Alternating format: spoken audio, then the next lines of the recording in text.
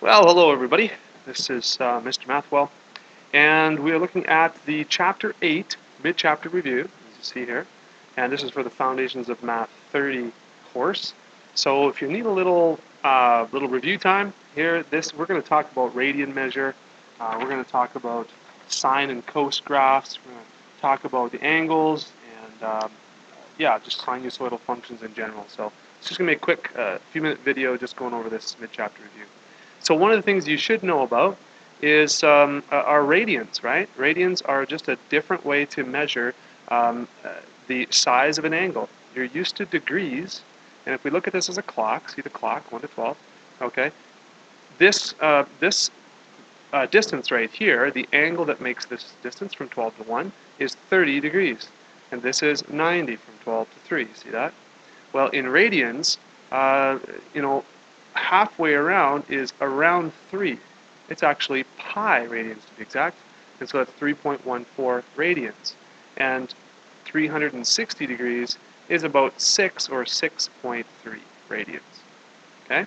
So we talked a little bit about how to calculate the exact measures, but this is just getting you to understand that degrees and radians, two different ways of talking about the size of an angle. So I'm just going to flip over to my notes here, and yeah, if we're talking about exact measure, this is sort of the proportion that you can use.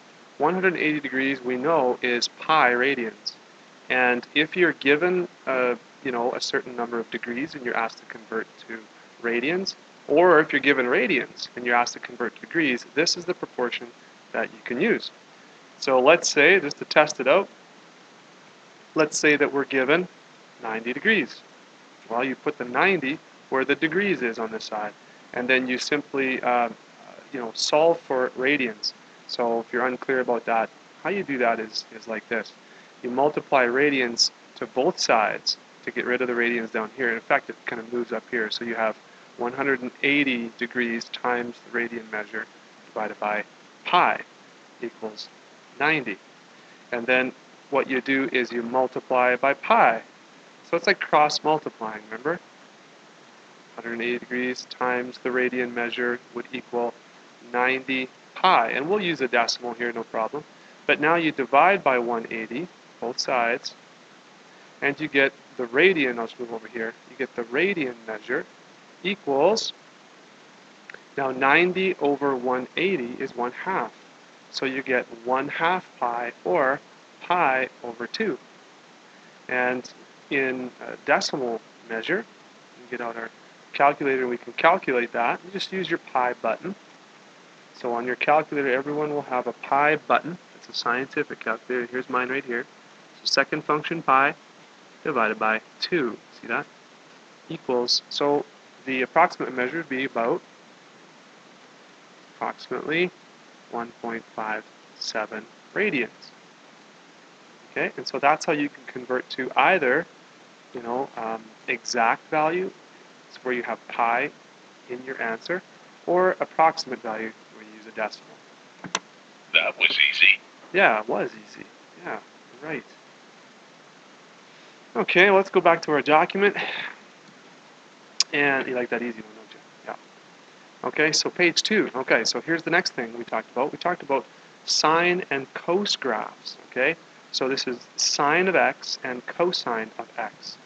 There's a lot that are the same when we talk about sine and cos, right? Let's go back to the notes. We can make some adjustments here. Okay, let's just plunk that on there. There are lots that are the same. What's the same about them? Well, they have the same appearance.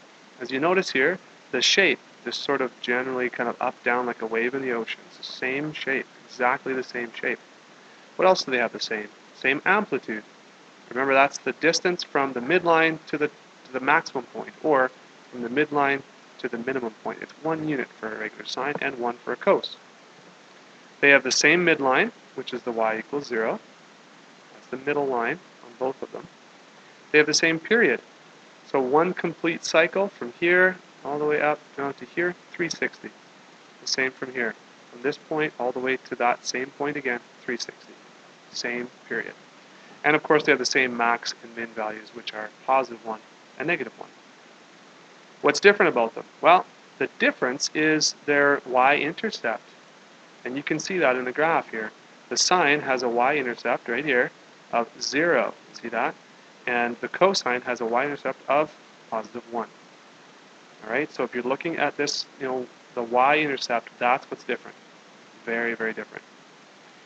Okay, and we can also think, and I like to outline this as well, that the cosine graph, everything's the same except where they intercept the y-intercept. So really, the cosine graph and the sine graph, it's just one is shifted. Okay, so look at this. If you take this cosine graph and you shift it over 90 degrees, okay, so that the maximum point is here, that's exactly where it is on the sine graph. And so do you see how this is a cos? Do you see that? So it's just shifted 90 degrees over. Yeah, it's only a little shift. That was easy. Yeah, totally was easy. Man, I wish math was this easy all the time. Is that right?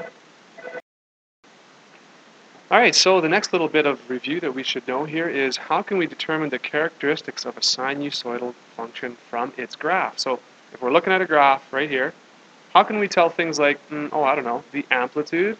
Wow, really easy. The amplitude is defined as half of the vertical distance between the max and min values. So here's the maximum value on this graph, looks like 5. The minimum here is 1. So what's the difference there?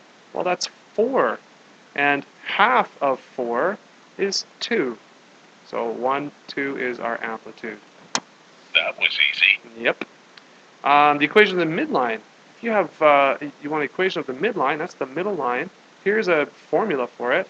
You take your max value, you add your min value, and you divide it by 2. That was easy.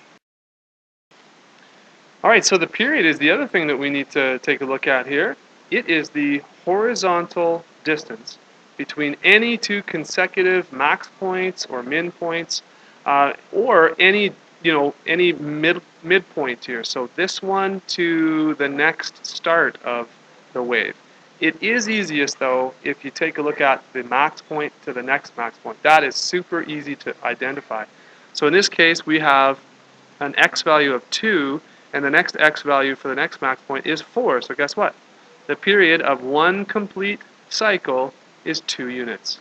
Okay, so that's what we have here. And they do all that work right there. If you want to pause, you can see kind of how they do that. The range, I guess, is the other thing. The minimum value to the maximum value written in this form right here. That was easy. Okay, let's continue on. Let's see what's next here. Oh, is that all? Okay. I guess that might be it. So just 2 pages worth of review there from your textbook, and yeah, if you have any other questions, you can watch the video over again, or just you can get going on your review assignment, which starts right here.